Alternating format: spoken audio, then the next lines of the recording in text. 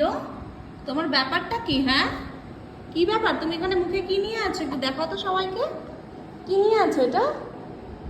হ্যাঁ, এখানে আমি একটা আলু নিয়ে বসেছি সবে কাটবো বলে, আর তুমি এটা টুকুস করে মুখে নিয়ে নিয়েছো। হ্যাঁ, সে কখন থেকে মুখে নিয়ে বসে আছে। দাও দাও দাও দাও, দেবে না? দাও দাও দাও, দেবে না? তুই কাঁচা আলুটা খাবি? হ্যাঁ, তুই কাঁচা আলুটা খাবি?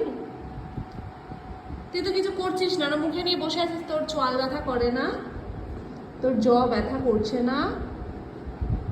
দেখো কি দুষ্টু, দেখো একবার, দেখো মুখের নিচটা একবার দেখো।